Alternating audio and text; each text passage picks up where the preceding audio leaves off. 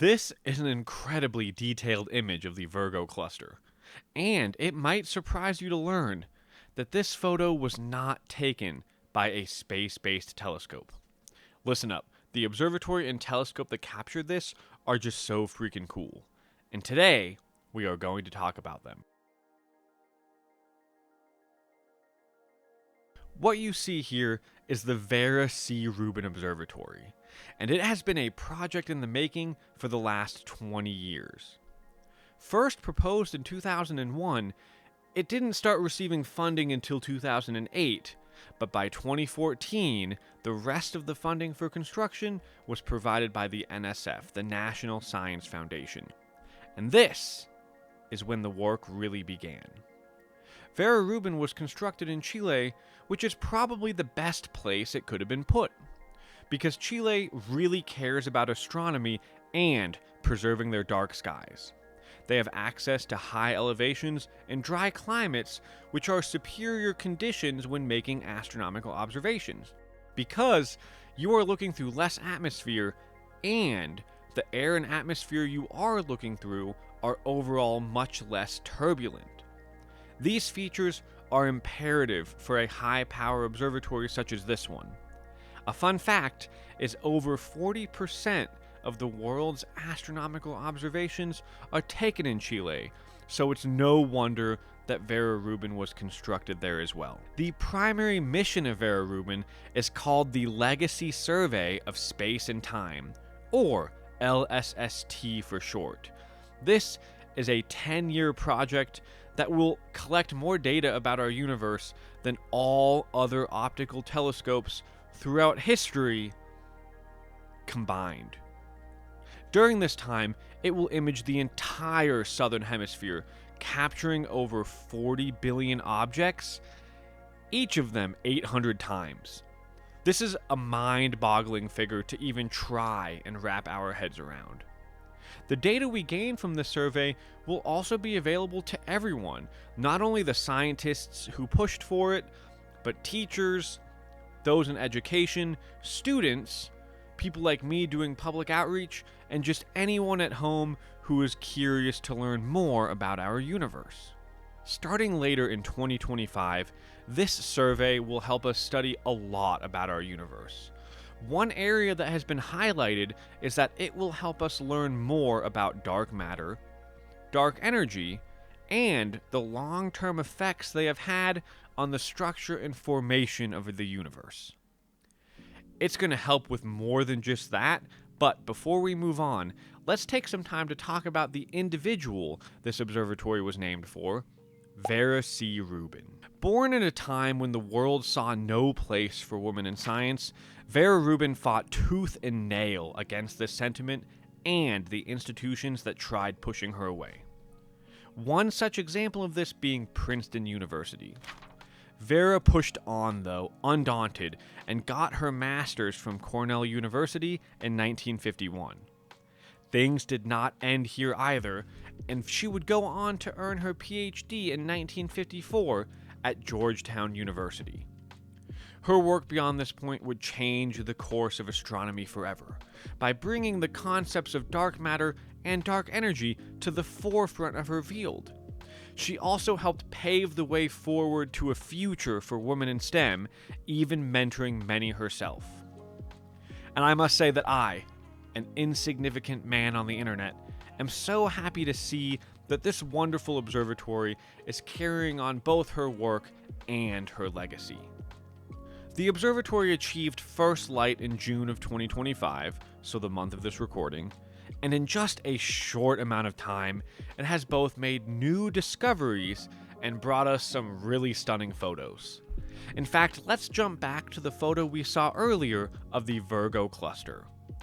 What we are seeing here is just 2% of the full photo Vera Rubin took, meaning the full one is about 50 times bigger. By now you might be wondering, well, man on the internet, why can't we see the full image?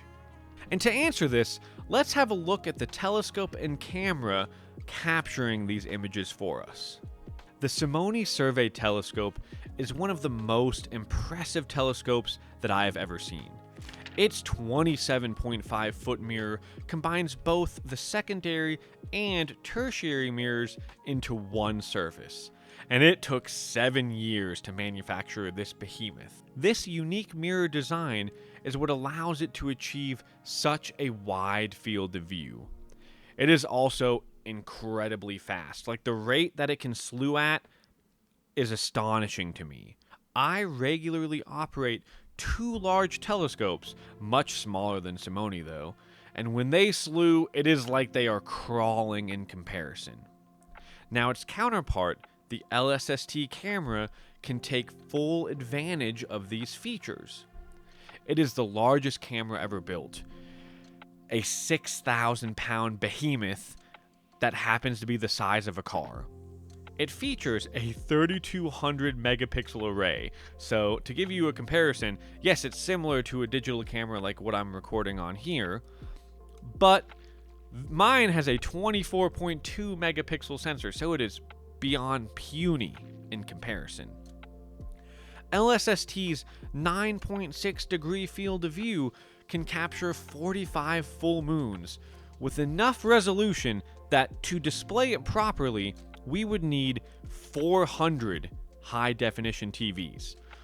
And this right here is why we simply cannot look at one full image from Vera Rubin and see every detail properly, because both our eyes and our screens, they just lack the resolution to pull that off. They just can't do it. What we can do, though, is put the images together to create a movie of sorts of our night sky, which allows us to explore various sections in more detail. Even beyond this, there is a web resource online that lets you explore images right from your home, when you're traveling, anywhere where you have a phone or a computer. It lets you zoom in and see certain sections you're interested in more detail, and I will be linking the way to get to that, in the description. And so what you are seeing here now is a first look movie of the M49 region, Messier 49. It was created using over 1,100 images captured by the Vera Rubin Observatory, and as we zoom out, it reveals a shot with about 10 million galaxies. So the full image is about twice Vera Rubin's field of view per shot. If you were to try imagining for a second a shot like this, but 1,000 times larger, that is what the LSST will gain for us during the 10 years that the survey is active. During this time, we will be making many new discoveries. To give an example of this, here we can see a still image of what we were just looking at, but with known objects annotated. Now, do you notice in the background how many unlabeled objects there are? All of these had not yet been discovered. And this is not all Vera Rubin will help us discover either. It will also greatly aid us in planetary defense. By the 7th night of observations, it had discovered over 2,000 new asteroids, 7 of which are near-Earth objects. But don't go canceling your vacations now, because none of them are at risk of hitting the Earth. It is expected that this number will grow into the millions within the first 1 to 2 years of observations. And so all of this is just really exciting for me. Like, the more I researched this video and this observatory, the more excited I got about the work it's going to be doing, the survey itself, and just what all we're going to learn in the future from the data that it gathers. And, after the 10-year survey, we're going to be poring over that data for years to come, and the observatory surely will still keep operating, so it will be able to go on and perform new science for us even after that. And so my hope is that you all watching are just as excited about this as I am, and, go check out the website, go check out the observatory. I mean, it's just really cool what they're doing. And of course, if you like this video, if you enjoy what I do, please drop a like, subscribe to the channel. I really appreciate it.